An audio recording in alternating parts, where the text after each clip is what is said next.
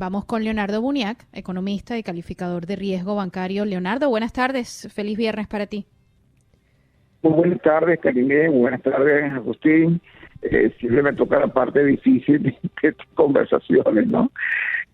No, mira, ciertamente yo creo que sería bastante presumido y arrogante de parte de ustedes y de parte mía decir que estas son cosas que se podían prever, pero recuerda que uno de los temas que hemos conversado, sin duda, es que este proceso de impacto colateral económico del COVID-19 es un proceso que se reparte en etapas. Hay una etapa de aislamiento, de cuarentena, de confinamiento muy radical que ha ocurrido en nuestras economías, que eso más o menos terminó hacia finales del mes de junio, realmente sobre todo en la región donde yo estoy, que es América Latina. Luego tienes una etapa de open, de apertura, que la llamamos una etapa ciertamente de estabilización del nivel de actividad económica, suerte de estabilización, y más adelante una etapa que todos decíamos que es la etapa de recuperación y que volvamos hacia una nueva normalidad, que significa cohabitar con COVID-19, pero que la economía funcione. Ciertamente en esas tres etapas distintas, con una frecuencia temporal de 4 meses aproximadamente, ¿no? Un cuatrimestre más o menos, bueno, tenemos una dinámica de comportamiento de los sectores económicos completamente diferente. Yo creo que en el pasado hemos conversado que sectores como por ejemplo alimentos, el sector salud, básicamente, o el sector productor de medicamentos y productos de higiene que atacan la sintomatología de COVID-19, el sector telecomunicaciones e informática. Recordemos que COVID llegó para afectar nuestras vidas en todos los aspectos, en el aspecto laboral, en el aspecto del estudio de los niños, del colegio, las visitas médicas que son tan importantes, las consultas médicas, la vía social de comprar bienes y servicios o tener que entretenerse. Bueno, la tecnología apareció de pronto a resolver muchos de estos problemas, porque hoy tenemos el teletrabajo, tenemos el teleschooling, tenemos las compras por internet, sin contacto físico. Tenemos obviamente todas estas herramientas de streaming como es Netflix, como es Snapchat, las redes sociales, que de alguna manera la tecnología ha venido de alguna forma a resolver algunos de los temas. Eso explica por qué el comportamiento que hemos visto de Snapchat, el comportamiento de todas las acciones de las empresas tecnológicas, porque son empresas, son sectores que son ganadores en esta crisis. Entonces, el sector alimentos, el sector salud, aunque obviamente ha tenido ciertos golpes porque no todo se ha recuperado, pero sí las empresas productoras de productos farmacéuticos o aquellas que producen productos de higiene que atacan la sintomatología de COVID-19. Por supuesto, entre allí la tecnología. Son tres grandes sectores que no han sufrido mucho y que más bien han tenido una suerte de crecimiento temporal con respecto al mismo periodo del año anterior. Sin embargo, están los sectores que se han deprimido muchísimo y ahí entran todos los demás, desde el sector del comercio al mayoreo, al menudeo. Estamos hablando de sectores como la construcción, muy golpeado, el sector manufacturero, el sector industrial, pero el más golpeado, aparte del sector petrolero, que podemos también conversar de él, sin duda es el sector que tiene que ver con el ocio, con bares, restaurantes, turismo, hotelería y, muy importante, el sector de líneas aéreas. Este es uno de los sectores que más va a tardar en recuperarse y es esperable. Esta noticia no la sabíamos hasta ahora porque el plan de estímulos fiscales, estamos hablando de que se entregaron casi 500.000 millones de dólares a las grandes corporaciones, de los cuales unos 25.000, 30.000 corresponden a líneas aéreas, pero hay otro remanente más que queda para ellas. Bueno, es obvio que hasta septiembre no vamos a tener este tipo de noticias, pero después de esto es obvio que sí. Yo estoy esperando y tengo la esperanza que entre el 20 de julio y el 10 de agosto se pone un segundo plan de estímulos fiscales que incluya, por supuesto, el rescate a las líneas aéreas para que no se materialicen estas noticias. Pero es esperable básicamente, Agustín y Karine, porque lo primero que se va a recuperar, teóricamente, se está recuperando son los viajes de primera necesidad, básicamente lo de negocio y primera necesidad, porque lo que es turismo, viajes internacionales, etcétera, eso no se recupera sino hasta mediados de 2021-22, incluso de 2023. Yo creo, no recuerdo si yo compartí con ustedes en una oportunidad una intimidad, casi un secreto a voz populi, de una especie de reunión que tenía yo con algunas líneas aéreas de América Latina, en una especie de webinar, donde un alto ejecutivo de la empresa Copa manifestaba que ellos a diciembre de 2020 iban a estar vendiendo más o menos el 20% de la boletería que habían vendido para el mismo periodo del año anterior. Sí, usted nos lo dijo. Usted nos lo dijo en la conversación anterior a la pasada. Así es, y que ellos estimaban que para el 2021 estarían vendiendo más o menos el 40% y sería hasta el 2022 y el 2023 que creen que recuperarían indudablemente las ventas del 100% de lo que vendían en diciembre de 2019. Y eso afecta no solamente a las líneas aéreas, sino indudablemente afecta a las grandes compañías productoras de aviones, como Airbus y en el caso americano, a Boeing.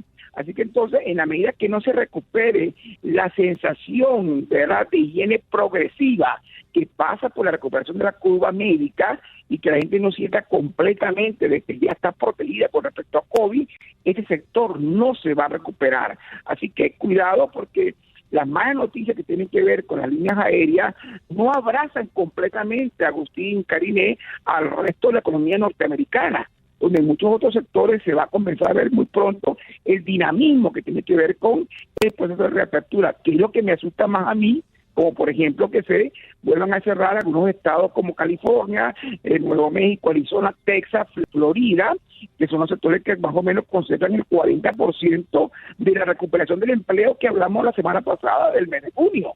Eso sí me asusta, porque los 7,5 millones de empleos que se han recuperado estos últimos 2 meses, en casi un 40% están vinculados al sector ocio, bares, restaurantes, entretenimiento. Así que entonces un rebrote muy fuerte en el otoño de COVID-19 que conlleve, por supuesto, al cierre de la economía, eso puede significar sin duda que los pronósticos de crecimiento que tenemos para el tercer trimestre, que son positivos por encima incluso del 14%, eso pueda no ser una realidad y también depende mucho si será o no será el segundo plan de estímulo fiscal. Mirando cómo la economía se ha recuperado, o sea, cómo los números se han recuperado tan rápidamente luego de la reapertura, después de la cuarentena, ¿eso garantiza que un segundo cierre total garantiza esa recuperación de nuevo, la rapidez con la que ha ocurrido, o sería todo lo contrario? Fíjate que es interesante tu pregunta, porque resulta que esta rápida recuperación del empleo que hemos visto se ha ocurrido de esta manera, porque estamos hablando de sectores donde tú desincorporas al trabajador, pero rápidamente lo reincorporas, y tiene que ver con el sector de ocio, los restaurantes, entretenimiento, etcétera, que simplemente fueron despidos temporales, empresas que estaban en una suerte de invernación y que de pronto con la apertura inmediatamente vuelven a abrir y recuperan el empleo.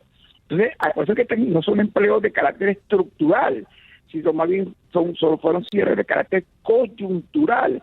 De ahí que viéramos entonces rápidamente la recuperación que explicaba en su oportunidad en Agustín, cuando decía que se recuperaba el consumo aproximadamente en un casi 9%, recuerdo la cifra, y las ventas al menor más o menos un 18%. Hay una cosa bien importante que hay que explicarle a los norteamericanos, que funciona diferente al caso, por ejemplo, de la economía china.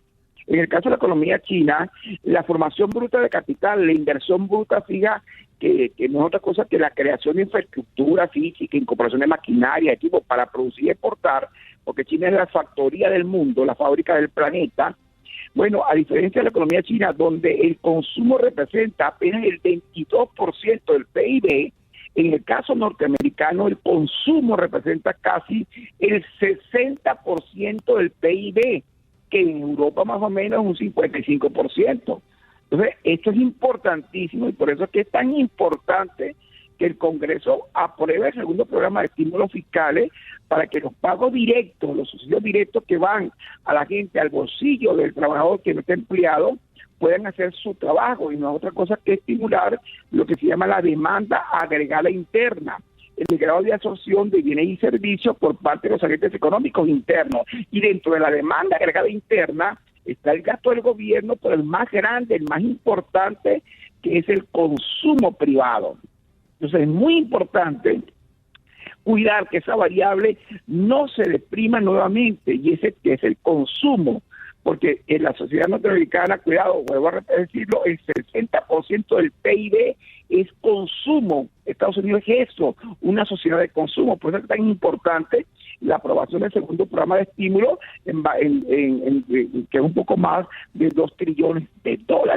Y esto obviamente esperamos noticias entre el 20 de julio y el 10 de agosto. Ahora, cuidado con esto. En este momento estamos hablando de un desempleo que está en 11,1%, un poco la expectativa que tiene la propia Reserva Federal es que cierren un desempleo cercano al 9,3% en diciembre de este año. Eso es posible siempre y cuando el segundo programa de estímulos fiscales sea aprobado. Incluso, yo voy a decir algo que podría parecer irresponsable desde el punto de vista de la sostenibilidad fiscal, pero creo que los pagos directos, los subsidios directos a los trabajadores, al norteamericano, debe mantenerse hasta que esta crisis finalice. O sea, debe mantenerse, porque esta es una economía que depende en un 60% del consumo. Eso es sumamente importante, y el consumo es lo que llaman el disparador. El disparador, la demanda es el disparador de la economía, porque básicamente es quien mueve las actividades económicas en los Estados Unidos. Entonces, bueno, indudablemente hay que tener muy claro y que el discurso político que se discute tanto en el Congreso, bueno, definitivamente que es de alguna manera subordinado al discurso técnico, económico y social de la realidad de la economía norteamericana. Ahora, Leonardo, ¿hasta cuándo puede el gobierno seguir metiendo la mano en la impresora de billetes, que es la deuda acumulada? Porque llega un momento en que esto se convierte en un arma de doble filo, en una especie de espada de Damocles, ni siquiera una espada, una guillotina gigante de Damocles encima de nosotros. Ya en lo que va de año, el endeudamiento ha sido de cerca de $7 trillones, producto de la pandemia. Y se habla de 1 trillón y medio más. Ya se manejan los trillones con la misma facilidad con que nos tomamos un café con leche. ¿Hasta cuándo? Porque el virus pudiera ser de larga duración y pudieran venir olas, y luego viene el otoño y el invierno y se combina con el otro virus de la influenza común, y entonces vamos a tener una situación también catastrófica porque van a haber gente enferma por dos cosas diferentes. ¿Hasta dónde? ¿Hasta cuándo? Bueno, mira, la economía mundial celebra en este momento de que un segundo plan de estímulos fiscales sea aprobado. Y tú me preguntas por la economía americana, yo te voy a hablar de la economía mundial, básicamente porque Estados Unidos representa el 25% del PIB global.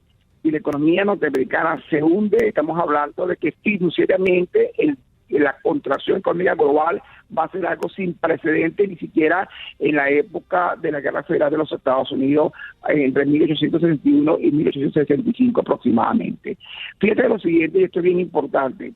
Noticias malas, por ejemplo. Más o menos, esto es una economía, por ahí se calcula que trimestralmente hasta el 2022-2023, los americanos van a estar comprando 350,000 millones de dólares menos con respecto al mismo periodo del año anterior. Esto es una realidad que se va a repetir trimestralmente, básicamente por la debilidad en que ha entrado la economía americana hasta que logre su real recuperación, a pesar de que el 2021 es un año de crecimiento estimado más o menos el 5%. ¿Cuál es la mala noticia? Bueno, hablemos de las gobernaciones, ¿verdad? Y hablemos de las ciudades, lo que llamamos las alcaldías. Bueno, van a tener que reducir su presupuesto más o menos en unos 500,000 millones de dólares.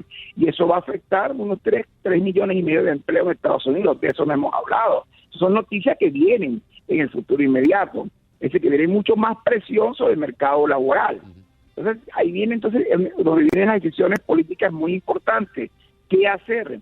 ¿Permitimos una mayor contracción del nivel de actividad económica?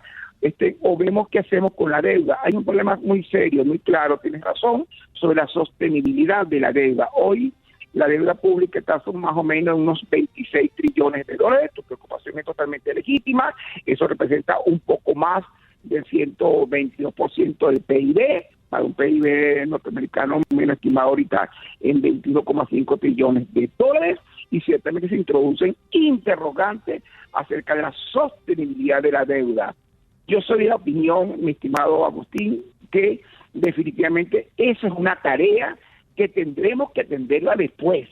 definitivamente tendremos que verlo después, ya nos ubicaremos en el contexto de un plan de estabilización macroeconómica que suponga definitivamente hacer progresividad fiscal por el lado del tributo, por el lado del gasto. Tendrá que haber cierta contención cuando las condiciones macroeconómicas así lo permitan, es decir, toda una reforma tributaria, habrá que hacer un ajuste fiscal cuando las condiciones así lo permitan, pero en este momento tú tienes una guerra contra un animal invisible que es COVID-19, contra una realidad para la cual no estaba preparado absolutamente nadie.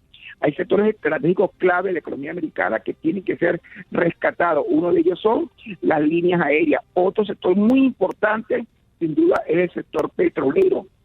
Recordemos que hoy Estados Unidos es una referencia energética de la economía mundial.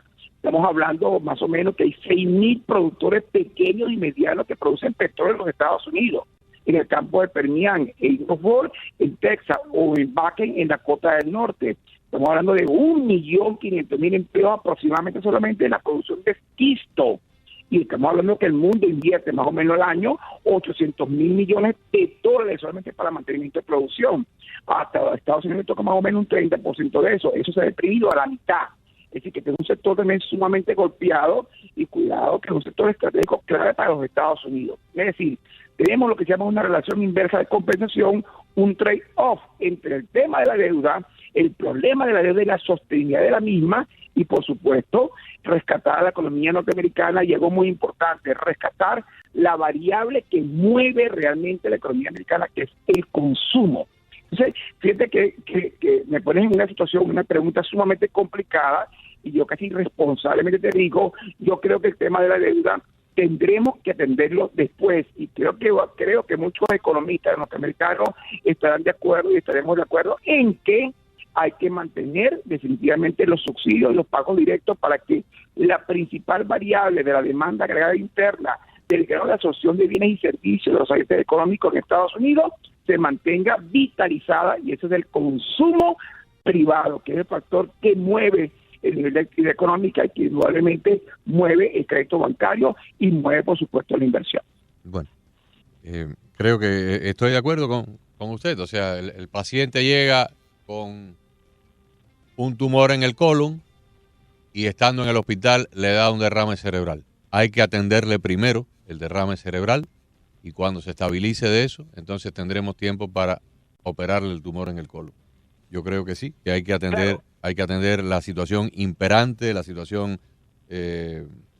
más urgente en este momento, que es no parar el motor económico, y ya veremos cómo resolvemos lo otro después, tal vez con un impuesto de guerra.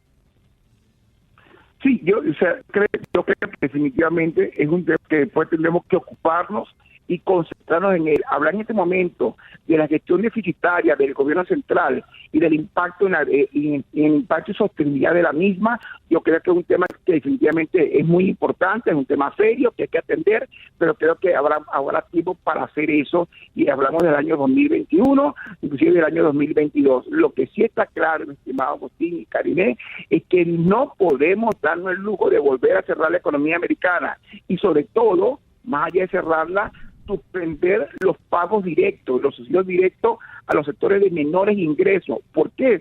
Me preocupa mucho, por ejemplo, el impago de las hipotecas.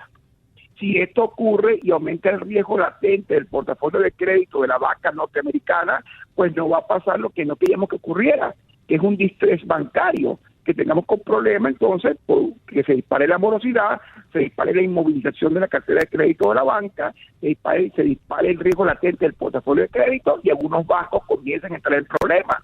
Y en este momento eso no está pasando. Wells Fargo, hablamos de Wells Fargo, perfecto, muy bien. Cuidado, aquí no estamos hablando de crisis, aquí estamos hablando sencillamente de que hay un proceso muy importante de reestructuración de la banca norteamericana, donde lo que eran cierres temporales de agencia van a ser cierre permanente, y la banca también está entrando en un proceso de transformación digital a gran velocidad, que se está anticipando lo que tenía que producirse, y como consecuencia de eso, muchos empleos, Agustín y Karine, van a ser desplazados. Este proceso de reestructuración de Wells Fargo, y que va a venir para otros bancos norteamericanos, va a afectar el empleo.